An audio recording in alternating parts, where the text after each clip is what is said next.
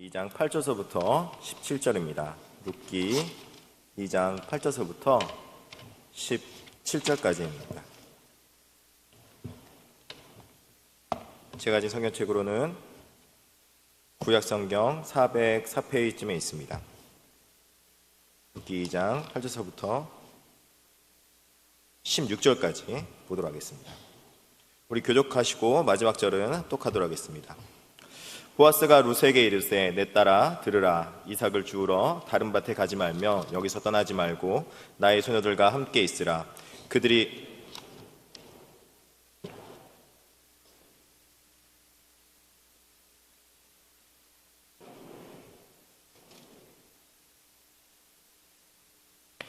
룻이 엎드려 얼굴을 땅에 대고 절하며 그에게 이르되 나는 이방 여인이거늘 당신이 어찌하여 내게 은혜를 베푸시며 나를 돌보시나이까 하니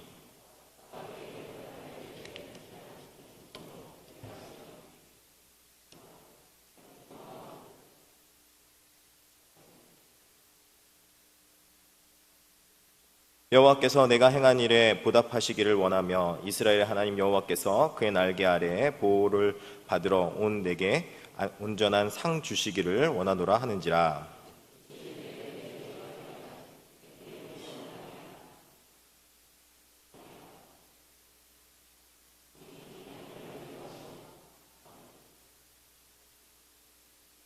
식사할 때 보아스가 룻에게 이르되 이리로 와서 떡을 먹으며 내 떡 조각을 초에 찍으라 하므로 룻이 곡식 빼는 자 곁에 앉으니 그가 볶은 곡식을 주매 룻이 배불리 먹고 남았더라.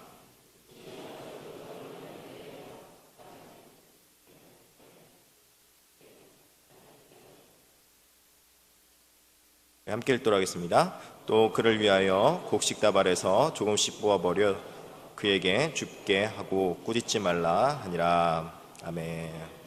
할렐루야. 네. 수요 예배 나온 여러분 주님의 이름으로 사랑하고 축복합니다. 오늘 하루도 은혜와 사랑이 충만할 수 있는 저희 여러분에게 진심으로 축원드리겠습니다. 요즘에는 저는 참 예수 그리스도 믿는 것이 너무나도 기쁘고 감사할 때가 너무나도 많이 있습니다. 어느 때 그랬는지 또 한번 돌아보니까 얼마 전에 제 아내랑 밤에 같이 이제 차를 마시면서 이야기하다가 TV에서 어떤 그 남편과 아내가 다음번에 만나도 나 만날 거야 그렇게 이제 아내가 물어보니까 남편이 물어보니까 아내가 그렇게 심한 말을 그렇게 이렇게 대꾸했다고 합니다. 그래서 저도 제 아내가 저를 어떻게 생각하는지 다음번에 혹시 총각으로 또 혹시 처녀로 만나면은 혹시 나랑 또 결혼해줄지 너무나도 이렇게 궁금해서 여보 혹시 뭐 그런 일은 없겠지만 우리가 다시 다음번에 처녀 총각으로 만나면은 여보 나랑 결혼해 줄 거야? 그렇게 물어봤더니 좀 생각하더니 응 그렇게 대답하는 거예요. 그래서 감사하다고 그래. 근데 왜 나랑 결혼할 거야? 이렇게 물어봤어요. 그랬더니 우리 아내가 딱 그러더라고요. 당신처럼 외모 스타일은 별론데 예수 잘 믿어서 그래서 제가 한편으로 딱 마음이 거슬렸다가 그 얘기를 듣는 순간 그래 하나님 은혜구나. 하나님 앞에 예수 믿는 게 참 감사한 일이구나. 하나님의 자비하심이 이렇게 풍성할 때도 있구나. 그런 생각하면서 하나님 앞에 참 예수 믿는 게 참 감사하구나 하는 것을 또 한번 생각했던 그런 저녁이 있었습니다. 그때 참 이런 생각했던 것 같아요. 참 아름다운 밤이에요. 네, 여러분 오늘 이 밤에도 참으로 아름다운 밤이었으면 정말로 좋겠습니다. 하나님과 여러분과의 관계가 다시 태어나도 다시 이 땅에 있어도 하나님을 여러분 다시 만날 수 있었으면 정말 좋은 하나님이 나의 하나님 되신 그런 기쁨의 은혜가 여러분과 저의 있기를 진심으로 축원드리겠습니다. 예수 그리스도를 믿는다는 것은 이렇게 우리가 하나님 안에서 자비하심과 은혜를 풍성히 누리며 하나님 안에서 평안을 누리는 삶이 우리의 신앙의 삶이 아닌가 그렇게 생각합니다.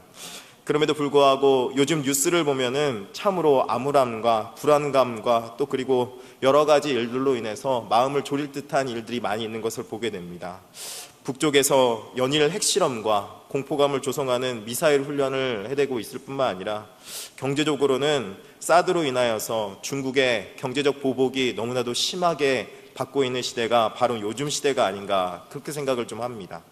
또 얼마 전에도 그랬죠. 바로 하루 전이었나요? 우방국이라고 하는 미국이 전쟁에 대한 불안감을 오히려 우방국에 조성하고 있지는 않은가 그런 불안감과 여러 가지 안타까운 현실적 시사적인 내용들이 우리 삶 가운데서 있는 것이 지금 우리의 현실입니다. 믿음의 신앙인이라고 하고 또 그리고 믿음을 가졌다고 함에도 불구하고 우리가 이 현실적인 문제들과 어려움 가운데 있는 것을 부인하지 못합니다. 우리가 이 땅을 살아가면서도 우린 믿음을 가졌지만 평안해야 된다고 말은 하지만 우리 가운데 여러 가지 우리의 현실에 닥쳐있는 현실의 문제들을 바라보면은 우리는 너무나도 때로는 힘들고 어려울 때가 많이 있습니다. 사랑하는 성도 여러분, 우리의 현실이 이럴 때, 우리 앞에 있는 이렇게 어려운 일들이 우리에게 닥쳐올 때 우리는 어떤 믿음을 가져야 할까요? 우리가 이 대한민국의 이 어려운 암울한 시기를 겪고 있는 시대라면은 우리는 어떤 믿음을 정말로 가져야 될까요? 저는 그 해답을 오늘 룻기에서 찾았습니다. 바로 하나님을 향한 일편단심의 신앙을 가지는 것입니다. 일편단심의 신앙은 무엇입니까, 여러분? 한 조각의 변하지 않는 붉은 마음이라는 그런 뜻을 가지고 있는 것이 바로 일편단심입니다. 어떤 상황이 와도, 어떤 환경이 와도, 어떤 환란이 나에게 닥칠지라도, 어떤 상황에서도 하나님을 향한 단 하나의 붉은 마음. 이 여기서 붉다라는 말은 아마도 옛날 사람들이 붉은 것에 피를 생각했기 때문에 아마 생명을 건다는 말과도 똑같을 것입니다. 그렇기 때문에 하나님을 향하여서 나의 전부를 거는 그런 신앙, 그런 신앙의 자세로 살아야겠다. 그런 마음이 바로 하나님을 향한 일편단심의 신앙이 아닌가 그렇게 생각을 해봅니다. 하나님을 향한 단 하나의 마음 품고 어떤 어려움이 있을지라도 오직 의인은 믿음으로 살리라 하는 마음으로 사는 것이 우리의 신앙의 고백이 되어야 되지 않을까 그런 생각을 해보게 됩니다. 복음에는 하나님의 의가 나타나서 믿음으로 믿음에 이르게 하나니 기록된 바 오직 의인은 믿음으로 말미암아 살리라 함과 같으니라 이렇게 말합니다. 오직 의인은 어떤 환경이 와도 어떤 상황이 와도 복음으로 인하여서 믿음으로 하나님 앞에 더욱더 하나님 앞에 나아갈 수 있으니 우리가 하나님을 믿는 믿음 안에 살아야겠다 그렇게 생각됩니다. 왜냐하면 하나님을 믿는 믿음으로 살 때 하나님과 더욱더 관계가 깊어지고 그 관계로 인하여서 우리가 예수 그리스도 안에서 또 이웃과도 화목되는 그런 은혜를 누림으로 하나 된 모습으로 함께 나아갈 수 있기 때문에 그렇습니다. 나 혼자라면은 나 하나라면은 쉽지 않고 어려울 텐데 나 혼자만 있는 것이 아니라 우리가 함께 갈 수 있다는 것, 우리가 하나 될 수 있다는 것, 믿음 안에서 우리가 누릴 수 있는 하나님의 은혜와 축복이 아닌가 그런 생각을 해봅니다. 사랑하는 성도 여러분, 복음에는 이처럼 우리가 하나 되고 그 안에서 우리가 서로 한마음 되어서 서로가 서로를 사랑하며 아껴주며 서로를 위로해 줄 수 있는 것이 바로 이 복음 안에 있는 의라는 것입니다. 그러한 의를 여러분이 진심으로 누릴 수 있기를 진심으로 축원드리겠습니다. 반면에 사사시대는 어떠했습니까? 이 사사시대에는 복음이 없는 시대, 하나님이 없는 시대라고 표현해도 과언이 아닐 것입니다. 왕이 없기 때문에 각자의 소견대로 행하여 하나 되지 못했던 시대가 바로 이 사사시대입니다. 전쟁이 있었고 무질서가 가득한 시대였을 뿐만 아니라 반목과 대립이 심각해서 자신들 안에서 하나 되지 못했기 때문에 오히려 외적들로 인해서 많은 침입도 당하고 고통도 당했던 것이 바로 이 사사시대입니다.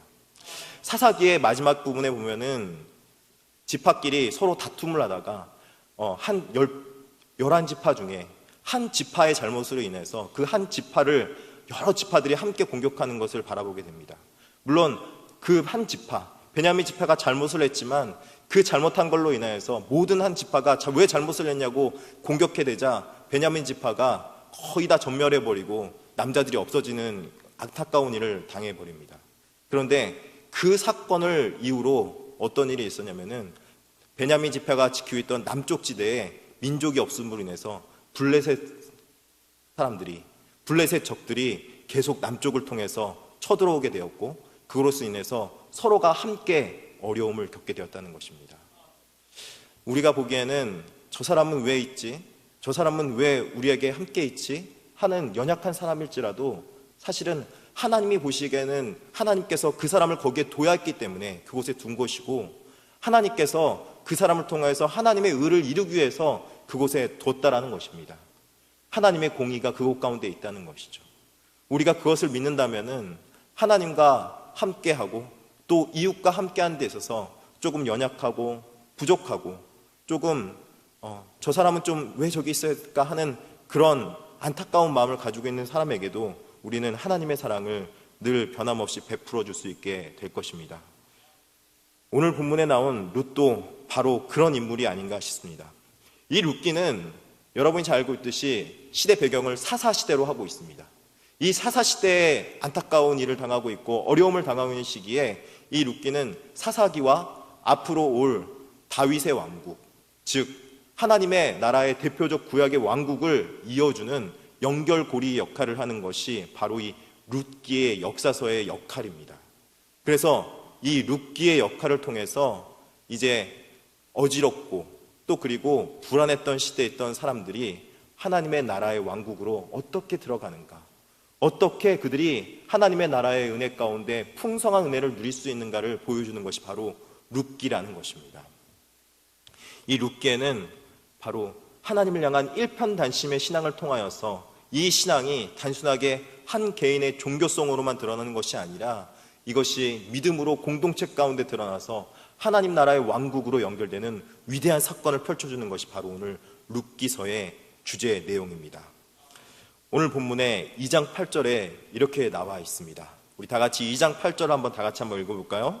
2장 8절입니다. 시작. 보아스가 룻에게 이르되 내 딸아 들으라. 이삭을 주우러 다른 밭에 가지 말며 여기서 떠나지 말고 나의 소녀들과 함께 있으라.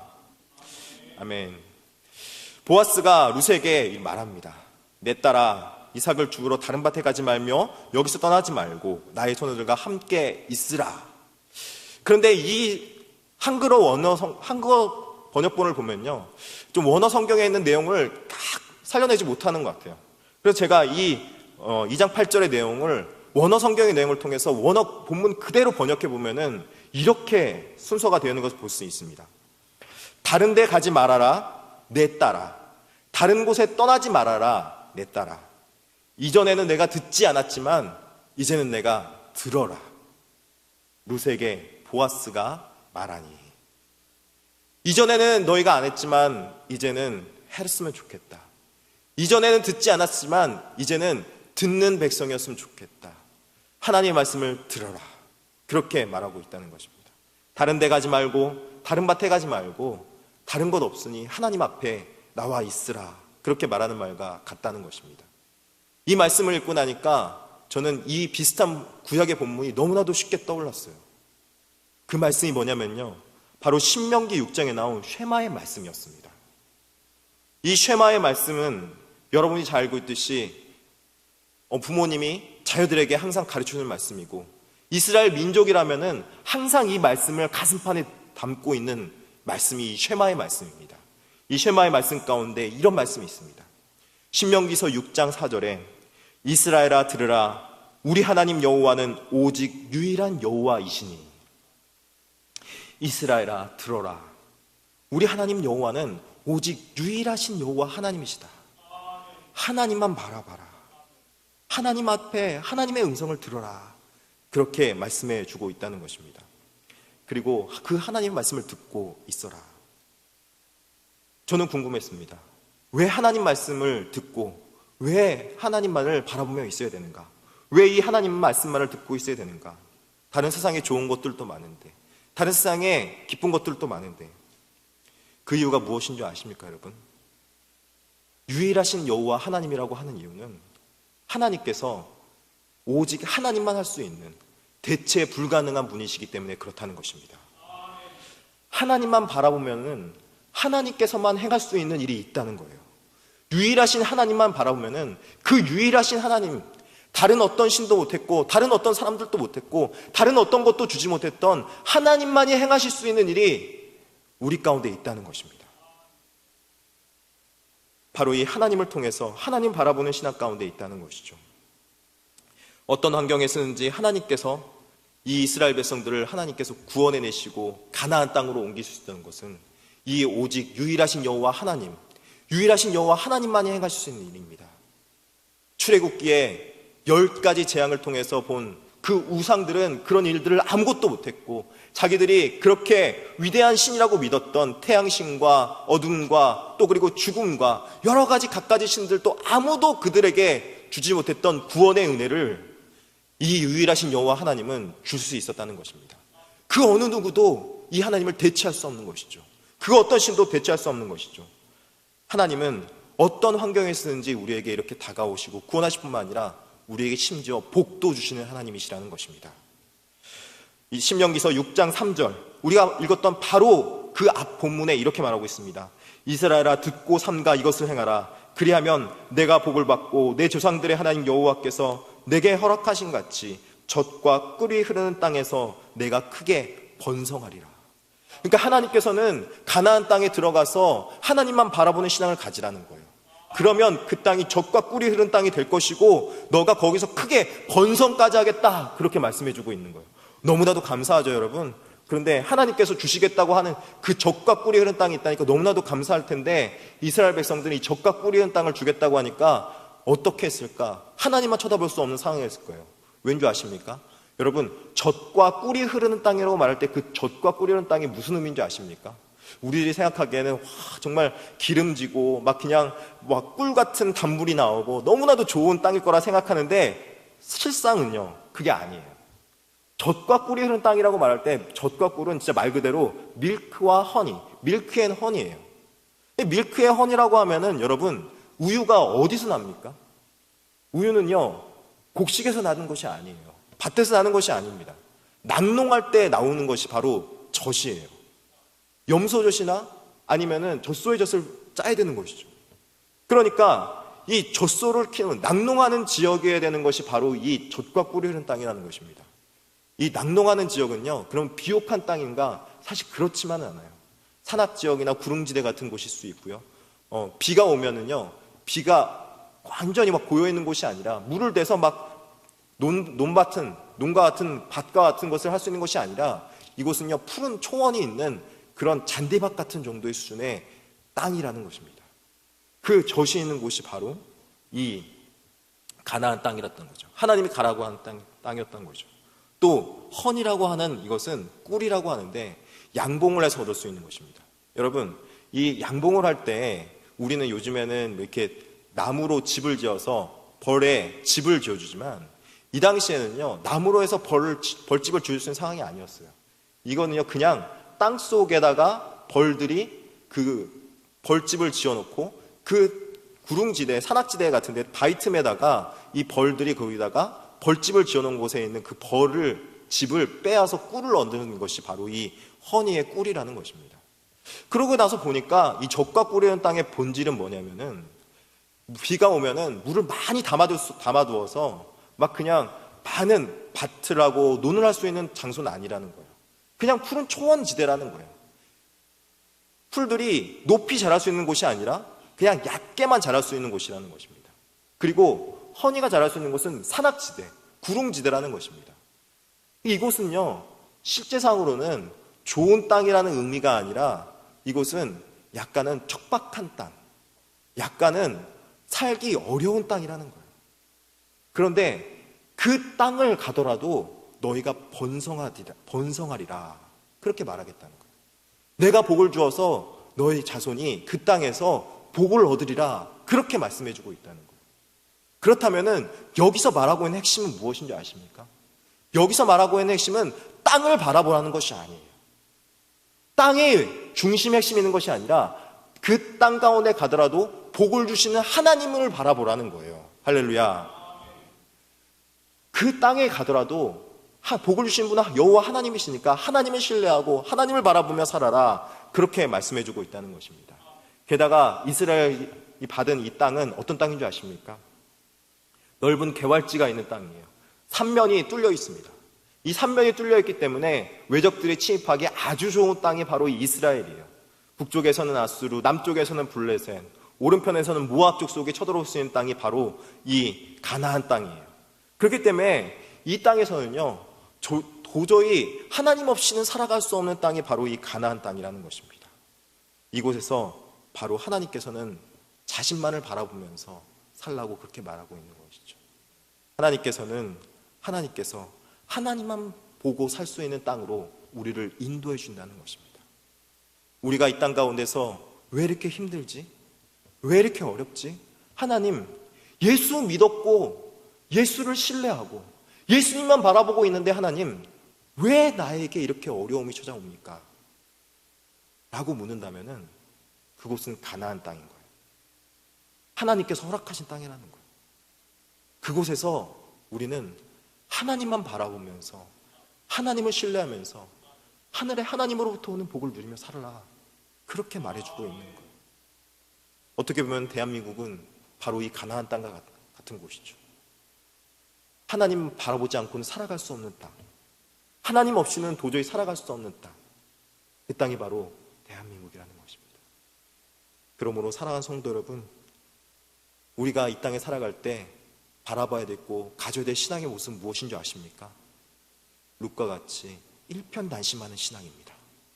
하나님만 바라보는 신앙이라는 것이죠. 땅을 바라보지 말고 하나님을 바라봤으면 좋겠다. 어느 곳에 가는 것이 중요한 아니라, 땅이 중요한 것이 아니라, 어떤 곳에 가면은 야 이렇게 좋은 것이 있다더라, 어떤 곳에 가면은 이렇게 복을 받는다더라, 어떤 곳에 가면은 땅값이 이렇게 오른다더라, 여기저기 옮겨 다니면서 그렇게 방황하면서 살아가는 그런 신앙인의 모습이 아니라 하나님 앞에서 하나님만 바라보며 살아가는, 어디 찾지 말고 이 땅에 있어라, 그렇게 말씀해주고 있다는 것입니다. 사랑하는 성도 여러분, 땅이 중요한 것이 아니라 하나님이 중요한 것입니다. 하나님을 바라보면서 하나님을 신뢰할 때 우리는 하늘로부터 오는 신령한 은혜, 하늘로부터 오는 힘을 얻어서 이 어려운 땅 가운데서도 힘을 얻고 그 가운데서도 하나님의 구원하심과 하나님의 능력을 얻으며 살아갈 수 있는 것이 바로 그리스도인의 신앙의 고백이요 그리스도인의 삶의 모습이라는 것입니다. 그러므로 사랑하는 성도 여러분, 이제 우리는 하나님을 바라보며 살았으면 정말로 좋겠습니다.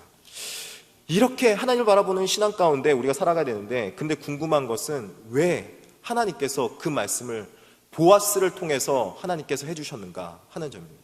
하나님께서 직접 하나님 앞에 해주시고, 우리가 다른 곳에 가지 말고 하나님께서 이곳에서 너희가 믿음을 가지고 온전하게 살았으면 좋겠다 말했으면 좋겠는데, 하나님께서는요 우리에게 다른 여러 가지 환경을 통해서 말씀하고 있는 것을 볼 수 있어요.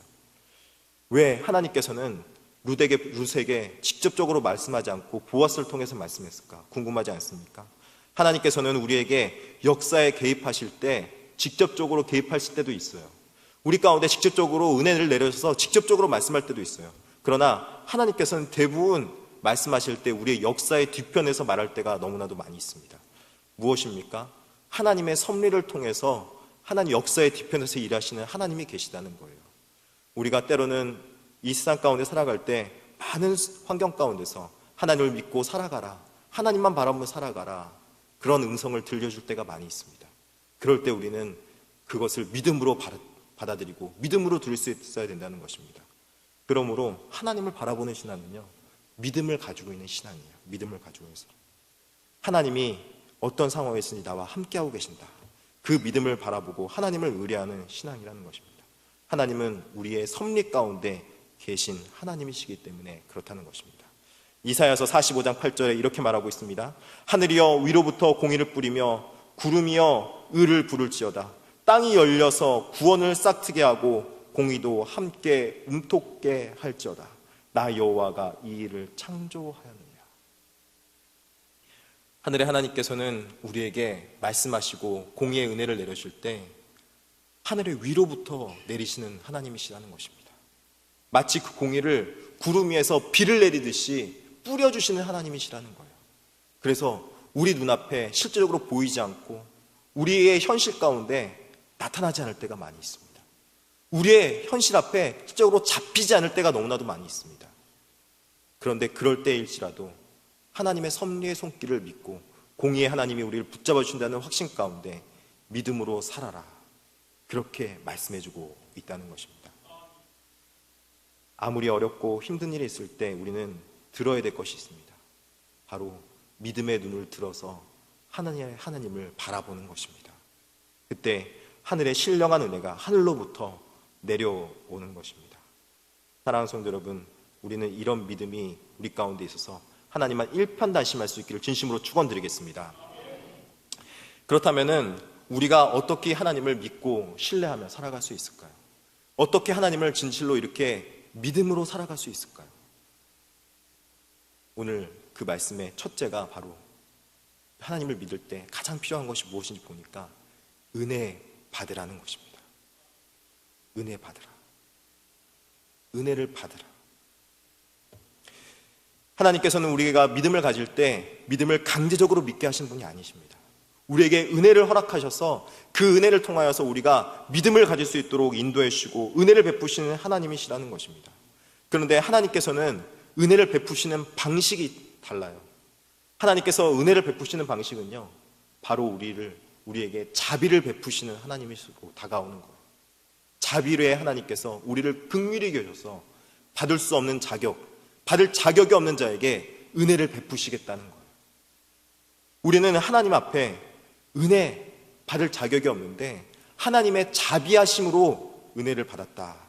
그래서 이것이 하나님의 자비의 법칙인 헤세드의 법칙으로 은혜를 내려주는 것을 오늘 룻기를 통해 볼 수 있습니다. 오늘 룻기 2장 10절에 보니까 이렇게 말하고 있습니다. 룻기 2장 10절에 이렇게 말하고 있죠. 같이 한번 읽어볼까요? 시작. 룻이 엎드려 얼굴을 땅에 대고 절하며 그에게 이르되 나는 이방 여인이거늘 당신이 어찌하여 내게 은혜를 베푸시며 나를 돌보시나이까 하니.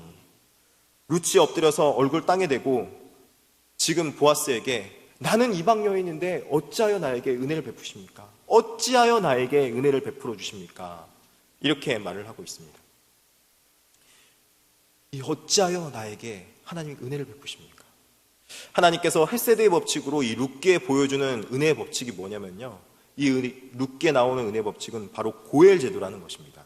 이 고엘 제도가 뭐냐면요, 이스라엘 백성 가운데 죄를 짓거나 빚을 가지게 되어서 그 빚을 갚을 수 없거나 죄값을 치를 수 없게 되면은 그 사람이 갚을 수 없는 능력 때문에 종이 되거나 아니면은 그 사람에 의해서 노예가 될 때가 있어요. 그럴 때 이 고해제를 통해서 하나님께서는 은혜를 베풀어 줍니다. 그로부터 가장 가까운 친척이 그 죄값이나 빚의 값을 대신 치러줄 수 있도록 만들어 주셨어요. 그 사람은 그 갚을 능력이 없는데 하나님께서 그 옆에 있는 가장 가까운 친척에게 갚을 수 있도록 만들어 주시는 거예요. 고해제도를 주셔서 하나님께서 그 사람에게 은혜를 받을 수 있도록 해주는 거죠. 그런데 이 고해제도는 누구에게 통용되는 거냐면은 바로 이스라엘 백성끼리에 맺은 율법의 법칙이라는 것입니다. 이스라엘 백성들끼리 서로 힘들고 어려울 때 함께 하나 되고 믿음으로 하나 되라는 마음 안에서 바로 이 고해제도를 주어서 우리는 하나다, 서로가 하나 되어야지 믿음을 드러낼 수 있다라는 것을 보여줘 고해제도를 확해 준 거예요. 근데 룻은 지금 어떤 여인인 줄 아십니까? 이방 여인이에요. 모압 사람이에요. 그 모압 사람인데도 하나님께서 지금 이 룻에게 고해제를 통해서 보아스를 우연한 기회에 만나게 해주시고 이 보아스를 통해서 하나님께서 우연한 기회에 필연적으로 하나님께서 은혜를 베풀어 주신 하나님이시라는 것입니다. 얼마나 하나님의 은혜가 놀라운지 아십니까, 여러분? 우연 가운데 룻이 보아스를 만났는데 그것이 하나님의 필연 가운데 만나게 돼서 그 필연 가운데 보아스가 룻에게 은혜를 베풀어 주고 룻은 자신이 이방 민족에서 도저히 받을 수 없는 은혜를 받게 된 거예요.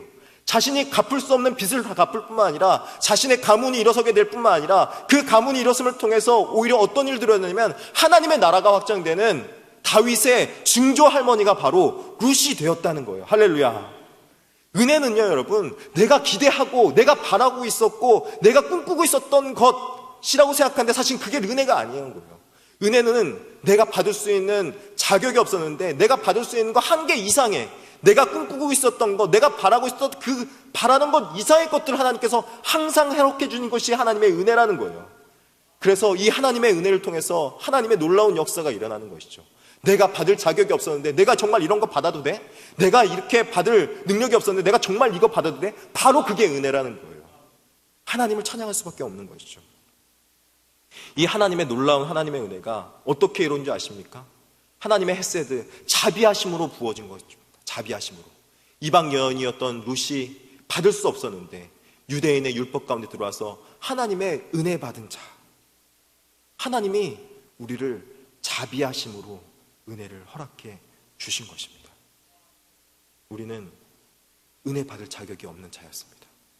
어쩌면 이스라엘에 속해 있지 않았고 아브라함에서 멀리 있었던 자녀였지만 그럼에도 불구하고 하나님께서 우리를 사랑하셔서 하나님의 자녀 삼아 주신 것입니다.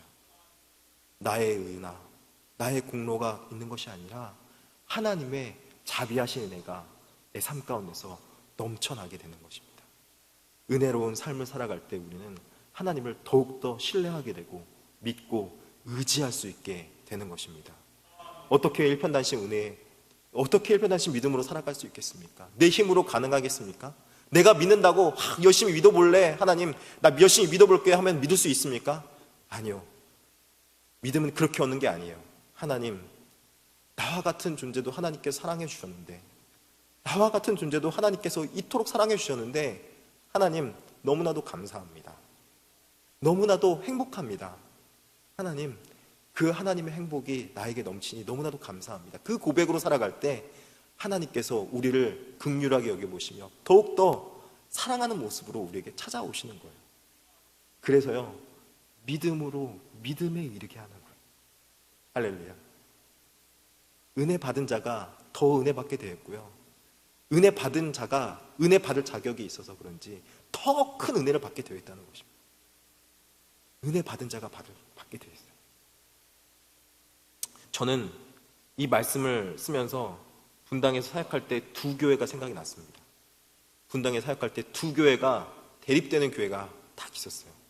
두 대형 교회였는데요, 어떤 한 대형 교회는 굉장히 분당 지역에서도 가장 중심 지역에 자리 잡고 있어가지고 너무나도 말하면 다 아는 그런 교회였어요.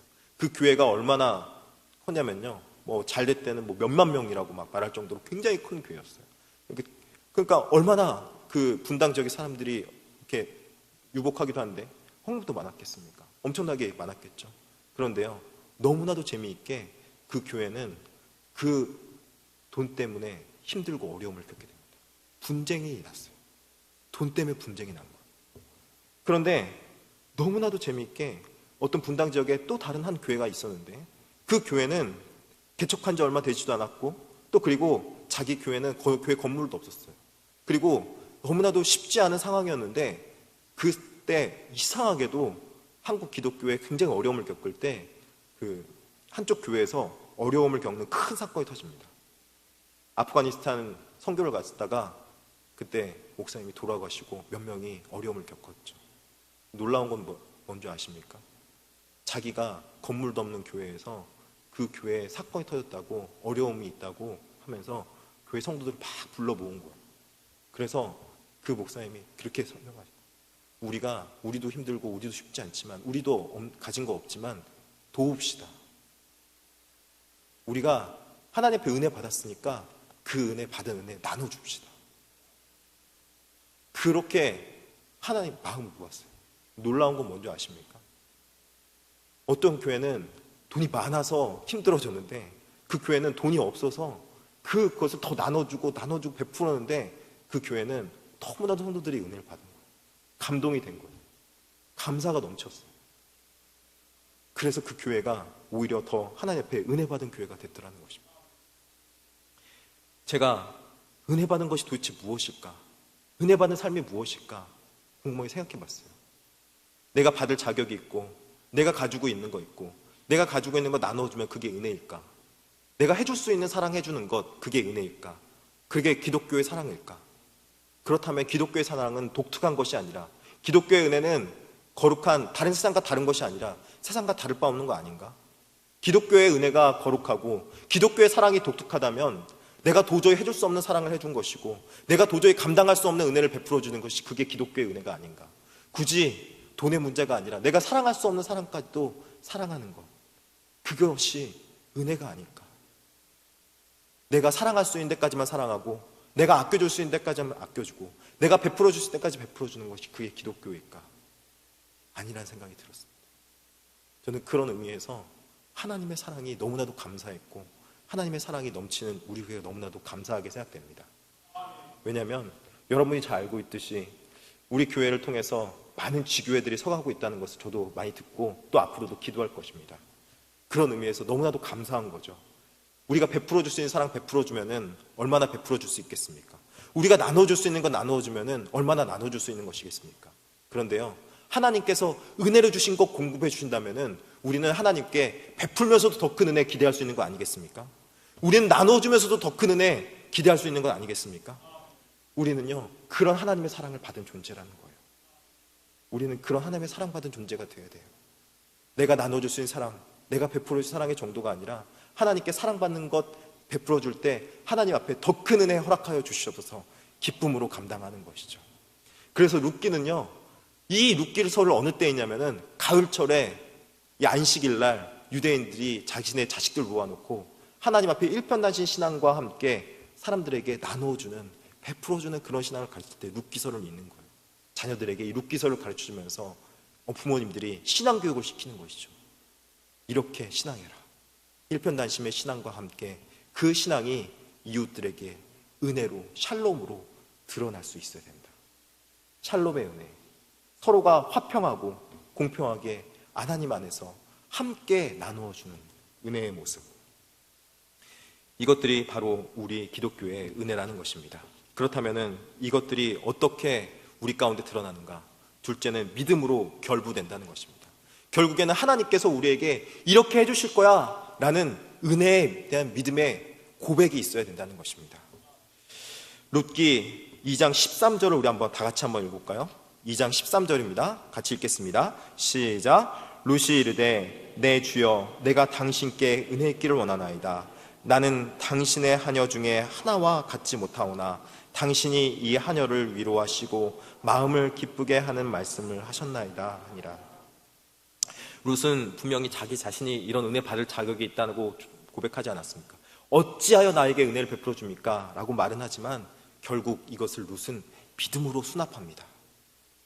아무리 좋은 것을 줘도요, 여러분, 아무리 귀한 것을 줘도 믿음으로 수납하지 않으면 그것이 우리에게 은혜가 되지 않아요. 받을 만한 자에게 당연히 줬기 때문에 생각한다면 은혜가 되지 않아요. 근데요, 나 같은 존재에게 라는 그 은혜의 고백이 있으면 그것이 나에게 믿음으로 되고 그 믿음의 고백이 우리에게 힘이 된다는 것입니다. 하나님께서는 우리에게 이 은혜의 고백을 통해서 우리에게 믿음을 통해서 우리 이 땅에서 살아갈 수 있도록 해주시고 구원의 은혜를 허락해 주셨습니다. 이 고엘 제도라는 이 고엘의 문제는 단순하게 돈 문제나 아니면은 재정의 빚의 문제에 국한하지 않습니다. 이 고엘의 문제는 죄의 문제까지 들어가기 때문에 이 고엘을 통해서 우리가 해결하지 못하는 것이 해결받는 것이 있습니다. 여러분, 그것이 무엇인지 아십니까? 우리가 도저히 해결할 수 없는 것, 바로 우리 죄의 문제입니다. 우리는 우리 힘으로 도저히 감당할 수 없었고 우리의 능력으로 도저히 감당하지 못했던 것을 하나님께서 고엘 제도를 통해서 우리에게 대신 갚아주십니다. 바로 예수 그리스도가 우리의 고엘이 되어주시는 것이죠. 예수님이 우리의 죄값에 대한 속량의 은혜를 베풀어 주시는 것입니다. 할렐루야. 예수님이 우리의 고엘 제도가 됐다는 것을 에베소서에 이렇게 표현하고 있습니다. 에베소서 1장 7절입니다. 우리는 그리스도 안에서 그의 은혜의 풍성함을 따라 그의 피로 말미암아 속량 곧 죄 사함을 받았느니라. 그냥 단순하게 읽으면은 이 말씀은 그냥 하나님께서 예수 그리스도를 통해서 죄 사함 줬지라고 생각하는데 그런 내용이 아닙니다. 이 내용은요, 예수 그리스도의 피값, 생명을, 예수 그리스도 생명을 대신해서 우리의 생명을 대신했다. 우리의 생명의 값을 치렀다라는 것입니다. 나의 생명을 대신한 값을 치른 그 은혜, 나의 생명의 값을 속량하신 그 은혜가 바로 이 예수 그리스도의 대속하심의 속량의 은혜라는 것입니다. 내가 감당할 수 없었고 내가 도저히 이 모든 하나라도, 이 조그만 거 하나라도 도저히 어떻게 할 수 없었는데 내 이웃도 내 부모님도 어떻게 할 수 없었는 이 죄의 문제를 예수 그리스도의 값으로 해결해 버리신 겁니다. 이 속량함을 받은 은혜의 값이 얼마나 큰지 여러분, 이 속량의 은혜를 통해서 우리는 이웃과 함께 은혜를 누리며 살아가게 되는 것입니다. 샬롬의 은혜를 누리는 것이죠. 샬롬은 평화입니다. 평화. 여러분, 화평자가 어떻게 화평할 평자, 화통할 평자가 어떻게 쓰는 줄 아십니까? 이 화평할 평자는요 어떻게 쓰냐면 벼화자에다 입구자를 씁니다. 벼화자에 입구자를 써가지고 입이 있고 벼가 있는데 그러니까 이 별을요, 우리가 입으로 나눠 먹을 때 함께 공평하게 나누어 먹는다 할 때 이 화평할 평자, 공평할 평자를 쓰는 것입니다. 그래서 이 샬롬의 은혜를 무슨 의미냐면은 우리가 받은 은혜를 나 혼자만 누리지 않겠다. 함께 누리며 함께 공유하며 살아가겠다. 내가 하나님 옆에 하나님의 은혜를 하나님께서 우리에게 나눠주셨기 때문에 하늘로 받은 공평한 은혜를 받았으니까 그 하나님의 공평한 은혜가 이제 이 땅 가운데도 공평하게 은혜 내려지기 원한다. 할렐루야. 그 은혜의 고백으로 우리가 이 땅을 살아가는 것입니다. 하나님 앞에 은혜의 고백이 되는 것이죠. 할렐루야. 우리는 이 은혜의 고백으로 이제는 믿음으로 하나님 앞에 나오는 것입니다. 오직 하나님을 믿고 신뢰하는 가운데, 오직 하나님 앞에 믿음으로 살아가운데 이런 은혜가 있기를 진심으로 축원드리겠습니다. 하나님만 바라보는 신앙, 오직 의는 믿음으로 살아가는 것입니다. 내가 믿음으로 살아갈 때 오히려 하나님 앞에 은혜의 삶이 될 것이고, 그 은혜의 삶이 나의 삶 가운데 풍성해져서 이웃과 우리 공동체를 살리고, 나아가 우리 교회를 통하여서 대한민국의 교회와 또 세계 여러 민족 가운데 선교하는 교회로 우리 교회를 사용하실 줄 믿습니다. 그 은혜가 우리 교회 가운데, 우리 성도들 가운데 가득하기를 진심으로 축원드리겠습니다.